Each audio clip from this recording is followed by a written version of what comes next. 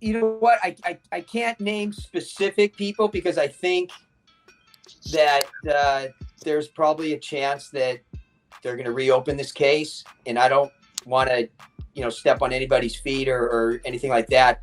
But what I can tell you is Greg Kading, he's just wrong.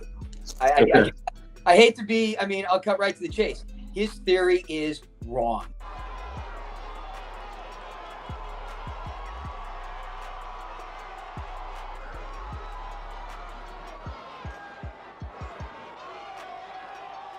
For over 3 decades, the horrible death of iconic hip-hop superstar Biggie Smalls has remained a mystery, but that is about to change. According to what you and I were told, Death Row Records founder Marion Suge Knight paid for the hit on the Brooklyn-born rapper, which was carried out with the help of corrupt Los Angeles cops by Nation of Islam convert and hired hitman Amir Muhammad. But, as it turns out, Biggie's boss, Diddy, had planned all along to take out the rapper and grab all of his money. So, what else do we know about this startling discovery? Stay tuned to find out more.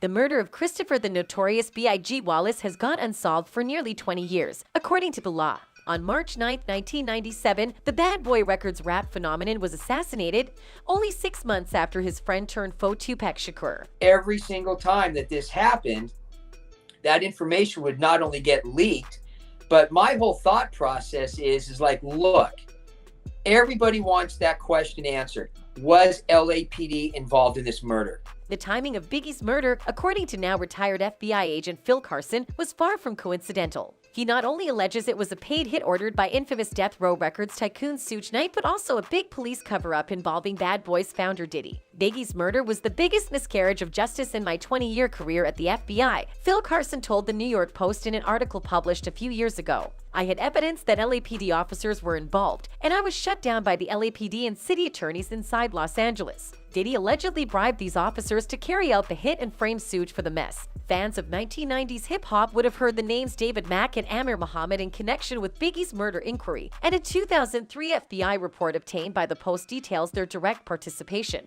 Amir Muhammad, aka Harry Billups, the godparent to LAPD officer David Mack's 2 children, has been identified by several sources as the trigger man, Carson wrote at the time, demanding LAPD step up and take a closer examination. Mack is a registered owner of a 1995 black SS Impala with chrome wheels, the exact description given as being driven by Wallace's shooter. Mack was later vindicated in Biggie's case, but the rampart corruption investigation in the late 1990s exposed him as a crooked cop, culminating in his arrest in December 1997 for robbing a Los Angeles bank of about $1 million. He received a 14-year prison sentence and was freed in 2010. Even more remarkable, the written statement suggests Diddy, not Biggie, was the initial target, but the former FBI believes these were diversionary methods utilized by Diddy. The Bad Boy team celebrated the upcoming release of B.I.G.'s farewell album, Life After Death, in the early hours of March 9th in Los Angeles at the Peterson Automotive Museum. So, here's the question: why did they depart in separate vehicles? And as you may recall, Biggie was scheduled to perform in London on that fateful day, only for Diddy to cancel everything and bring the rapper to his death. Was it a coincidence? No, not at all. Girls, I want to go back to this interview I did with him, right? He made a comment in this interview and he said that Biggie and Puffy wasn't that close as Puffy makes it seem. What you think about him saying that? I don't believe they were. I don't believe they were that close because Big used to always clown him. You understand? But Big needed him.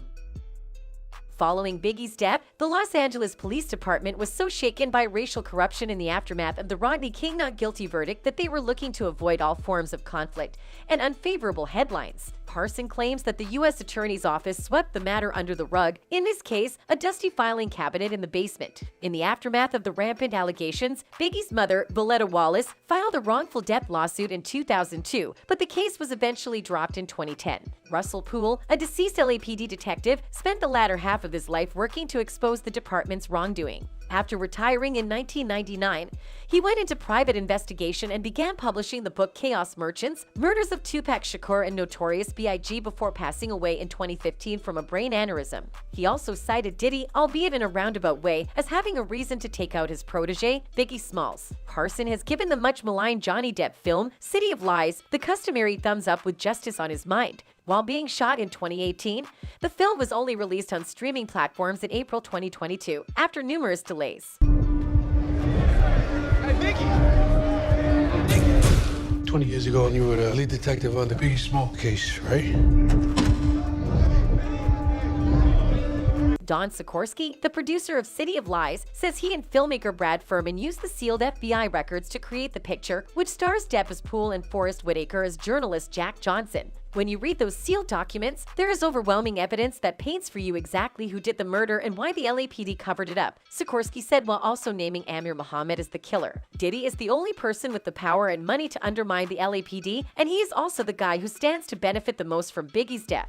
Diddy's longtime adversary and fellow rapper 50 Cent revealed in 2010 how Diddy stood to profit financially from Biggie's death. Speaking on Eminem's radio station, Shade 45, 50 Cent didn't pull any punches. Puffy is a bitch. You know how an ugly bitch surrounds herself with pretty girls. Well, he's the pretty bitch with the other girls around him. He will suck the life out of everyone he is around. 50 claimed Diddy is profiting from the memory of his late friend. Enough is enough, he declared in his Twitter petition, dubbed RIP-BIG, Biggie's name should never have become Diddy's black card. When was the last time Diddy really was bigging up his brother, not bigging up his bank? Diddy has probably made a cottage industry out of eulogizing Notorious B.I.G. in the 20 years plus since his death. Aside from the police sampling tribute, I'll Be Missing You, a 1997 success, Diddy's Bad Boy Records has released 2 posthumous Biggie albums, both with You Know Who rapping. Diddy is known for incorporating references to Notorious B.I.G. or his sobbing mother into his own tracks, and the Saudi businessman sampled Biggie on his Angels record. Not to mention the Biggie biopic Notorious, which was produced by. Well, you get the picture, yet the song that finally pushed 50 Cent over the brink was not even produced by Diddy. Instead,